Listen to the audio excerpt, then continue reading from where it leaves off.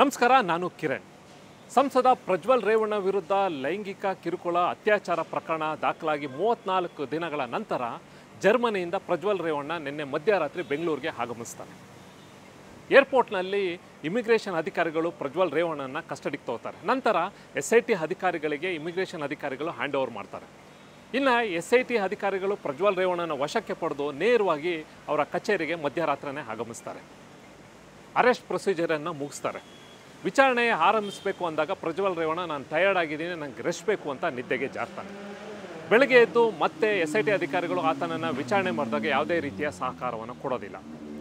ಅಂತಿಮವಾಗಿ Prajwal ರೇವಣ್ಣನ medical checkup ಮಾಡಿಸಿ ನಂತರ ನ್ಯಾಯಾಲಯಕ್ಕೆ ಹಾಜರುಪಡಿಸ್ತಾರೆ. ಏಕೆಂದರೆ ಕಾನೂನಲ್ಲಿ ಒಬ್ಬರು ಅರೆಸ್ಟ್ ಮಾಡಿದರೆ 24 ಗಂಟೆ ಒಳಗಡೆ ಆತನನ್ನು ನ್ಯಾಯಾಲಯಕ್ಕೆ ಹಾಜರುಪಡಿಸಬೇಕು. ಅದೇ ರೀತಿ SIT ಅಧಿಕಾರಿಗಳು ಪ್ರಜ್ವಲ್ ರೇವಣ್ಣನ ನ್ಯಾಯಾಲಯಕ್ಕೆ ಹಾಜರುಪಡಿಸಿ ಮತ್ತೆ 14 ದಿನಗಳ ನಮಗೆ ಕಸ್ಟಡಿ ಬೇಕು, ಈ ಪ್ರಕರಣದಲ್ಲಿ ನಾವು ಸುದೀರ್ಘವಾಗಿ ತನಿಖೆ ಮಾಡಬೇಕು, ಜೊತೆಗೆ ಈಗ ಕೊಟ್ಟಿರುವಂಥ ಏನು ಸಂತ್ರಸ್ತ ಮಹಿಳೆ ಕೊಟ್ಟಿರೋ ದೂರ ಆಧರಿಸಿ ಆತನನ್ನು ವಿಚಾರಣೆ ಮಾಡಬೇಕು ಅಂತ 14 ದಿನಗಳ ಕಸ್ಟಡಿ ಬೇಕು ಅಂತ ನ್ಯಾಯಾಲಯಕ್ಕೆ ಕೇಳ್ತಾರೆ.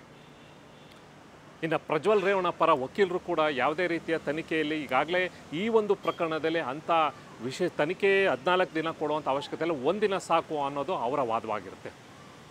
ಅಂತಿಮವಾಗಿ ನ್ಯಾಯಾಲಯ ಪ್ರಜ್ವಲ್ ರೇವಣ್ಣನನ್ನು ಬರುವ 6ನೇ ತಾರೀಕುವರೆಗೂ ಪೊಲೀಸ್ ಕಸ್ಟಡಿಗೆ ಅಂದರೆ SIT ಕಸ್ಟಡಿಗೆ ಹ್ಯಾಂಡ್ ಓವರ್ ಮಾಡ್ತಾರೆ. ಇನ್ನು ಈ 6 ದಿನಗಳ ಕಾಲ SIT ಅಧಿಕಾರಿಗಳು ಏನು ಮಾಡ್ತಾರೆ ಅನ್ನೋ ಪ್ರಶ್ನೆ. ಮುಖ್ಯವಾಗಿ ಈಗಾಗಲೇ ಕೊಟ್ಟಿರುವಂಥ ಅತ್ಯಾಚಾರ ಪ್ರಕರಣ ಏನು ಸಂಸ್ಥೆ ಕೊಟ್ಟಿದ್ದಾರೆ ಅದು ಒಳನರಸೀಪುರದಲ್ಲೇ ಆಗಿದ್ದಂಥ ಘಟನೆ. ಹಾಗಾಗಿ ಪ್ರಜ್ವಲ್ ರೇವಣ್ಣನನ್ನು ಒಳನರಸೀಪುರದಲ್ಲಿರುವಂಥ ಅವರ ಮನೆಗೆ ಕರ್ಕೊಂಡು ಹೋಗಬೇಕಾಯ್ತು, ಅಲ್ಲಿ ಮಾಜರ್ ಕೂಡ ಮಾಡಬೇಕಾಯ್ತು.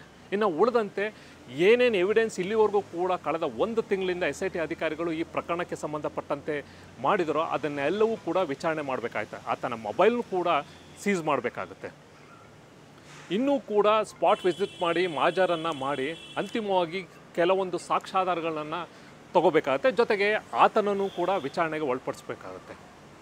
ಮೆಡಿಕಲ್ ಎಕ್ಸಾಮ್ ಕೂಡ ಮಾಡಿಸ್ಬೇಕಾಗತ್ತೆ. ಇವೆಲ್ಲವೂ ಕೂಡ 6 ದಿನಗಳಲ್ಲಿ SIT ಅಧಿಕಾರಿಗಳು ಮಾಡಬೇಕು ಅಂತ ಅವರ ಶೆಡ್ಯೂಲನ್ನು ಮಾಡ್ಕೊಂಡಿದ್ದಾರೆ. Thank you.